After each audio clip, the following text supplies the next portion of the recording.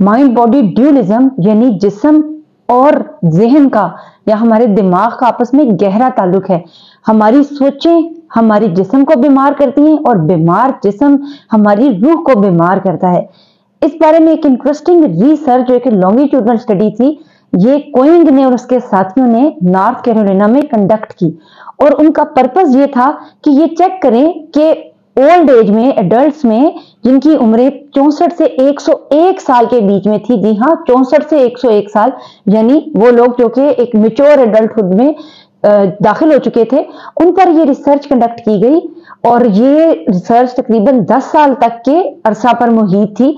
जिसमें ये चेक किया गया कि वो लोग जो कि रिलीजियस है, रिलीजियस उन लोगों को कंसिडर किया गया क्योंकि ये क्रिश्चियन एरिया था, तो वो लोग जो वंस अ वीक चर्च जाते हैं एटलीस्ट, एक ग्रुप एडल्ट्स का वो था, और दूसरे जो अटेंडीज थे जो एक वीक में एक दफा से भी कम अरसे में जा रहे थे या बहुत कम जाते थे चर्च वगैरह में।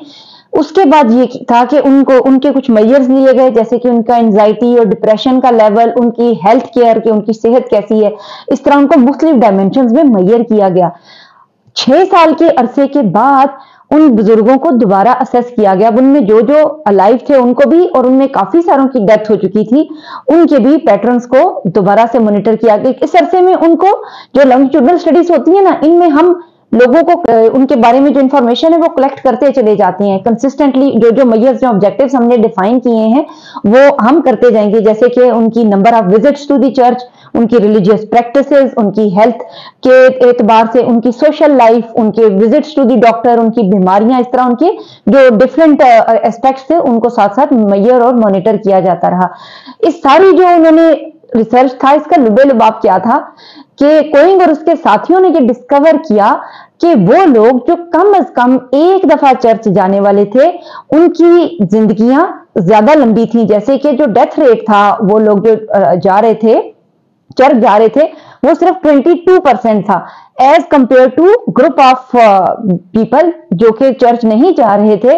उनमें उनका डेथ रेट 37% था। और स्टेटिस्टिकली ये सिग्निफिकेंट डिफरेंस था। यानी कि हमने जो इसका सिग्निफिकेंस का मतलब क्या होता है रिसर्च की जुबान में, कि दरअसल अटेंडीज का जो रिलीजियस हैं उनमें 22% डेथ रेट और नॉन अटेंडीज में 37% डेथ रेट में जो डिफरेंस है, ये स्टैट्स के जो असूल हैं या जो फार्मूले हैं, उन्होंने ये साबित किया है कि दोनों में जो डिफरेंस है ये दरअसल उस इंडिकेटर की वजह से है, यानी कि चर्च अटेंड करने की वजह से या रिलीजियस होने की वजह से। तो दरअसल हमें जो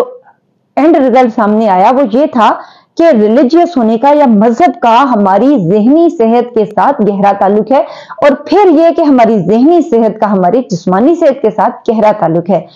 इसके बाद कोइंग और उसके साथियों ने यह भी बताया कि दरअसल इसकी वजूहात क्या हो सकती हैं। तो उन्होंने 4 बड़े इंडिकेटर्स, 4 बड़ी वजूहात सामने लाई, जिनमें से पहली वजह यह थी कि वो लोग जिनकी हेल्थ बेहतर थी जाने से, सेरेमनीज में जाने से और रिलीजियस होने से और चर्च जाने से, तो चूंकि चर्च एक सोशल गैदरिंग है तो उनका लोगों के साथ उठना बैठना ज्यादा था, वो लोगों के साथ घुलते मिलते थे और सोसाइटी में और समाज में उनकी पहचान थी। इस तरह उनके अंदर एक इंक्लूसिव होने का एहसास कि मैं इस